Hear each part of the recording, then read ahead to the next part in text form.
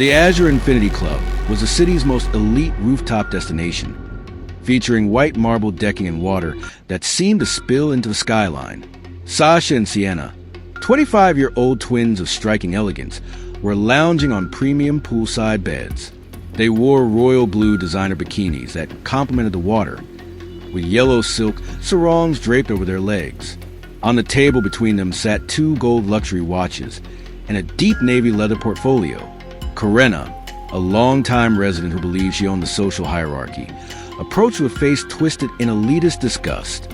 She wore a bold red sundress that looked like a warning sign against the blue water. Behind her, having been summoned via an emergency call, was Officer Vance in his full police uniform and a bold red tactical vest. Karenna's face contorted into a realistic, unmasked expression of aggressive rage. She saw the twins' presence as a security breach of her private sanctuary. Her nostrils flared, and a pulsing vein began to throb in her neck as she reached down and snatched a yellow silk sarong from Sasha's lap. This pool is for residents only, not for guests who snuck into the service gate. Karenna shrieked. "We live in the penthouse, Karenna. Check the registry," Sienna replied, her voice a calm, lethal royal blue frequency. The twins stepped back defensively as Vance moved in, but Karenna wasn't finished. Karenna's aggression turned physical. She lunged forward and delivered a heavy-handed, aggressive shove to Sasha's shoulder, nearly knocking the young woman into the deep end of the infinity pool. "Don't lie to me," Karenna snarled, her face showing anatomical micro-expressions of fury, her brow furrowed into deep ridges and her eyes widening in anger. In a display of unchecked malice, Karenna grabbed a glass of iced tea from a table and violently threw the contents over Sienna's royal blue bikini, the ice cubes bouncing off the white marble. Officer Vance then grabbed Sasha by the arm, jerking her toward the exit, while Karenna grabbed the twins' deep navy portfolio and tried to toss it into the water. The witnesses, Sterling and Maya, stood by the bar, their phones raised to capture the raw, unmasked fury on Karenna's face as she physically manhandled the twins, tossed them out and impounded their bags. Karenna hissed, her nostrils flaring. Sasha looked at Vance's hand on her arm, then at the portfolio Karenna was holding. "Karenna," she whispered, "you just grabbed the master lease for this entire building. You're not just losing your pool access, you're losing your home."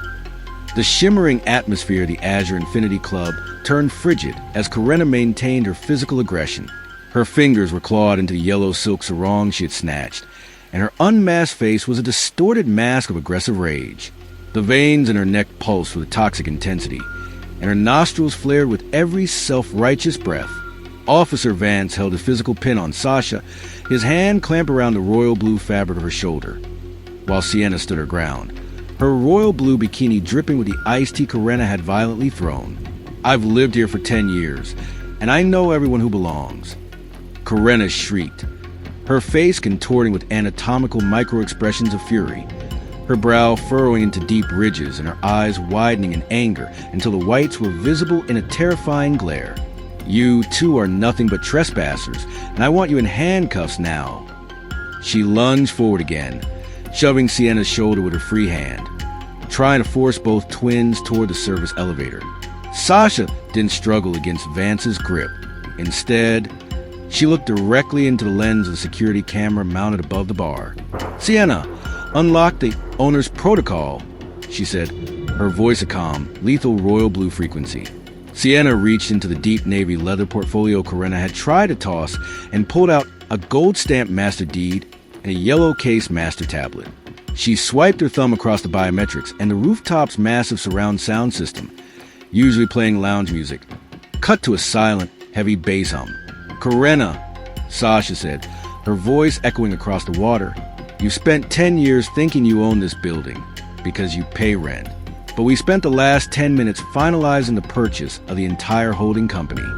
Suddenly, the giant digital display overlooking the pool, usually showing sunset loops, flickered and changed. It began broadcasting the bold, extreme close-up video of the last few minutes. Every resident in the water and at the bar watched in stunned silence as the screen displayed Karenna's snarling face and her aggressive shove in 8K resolution. Below the video, A massive header appeared in bright yellow. Management transfer complete. Sasha and Sienna Thorne, sole owners.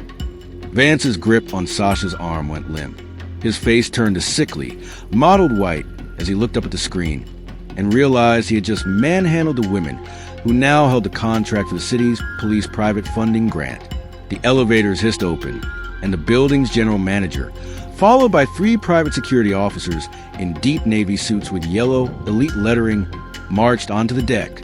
Sterling in his gold silk blazer and Maya in her silver designer dress moved to the front of the crowd, their phones capturing the raw, unmasked terror on Karena's face. "Karena," the manager announced, his voice cold and amplified. "Under the community conduct clause of your lease, which was just digitally signed by our new owners, your residency is terminated effective immediately.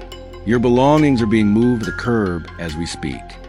Sasha and Sienna stepped forward in unison, their royal blue silhouettes towering over the woman in the bold red sundress. Sasha adjusted her gold luxury watch, the metal gleaming in the sun.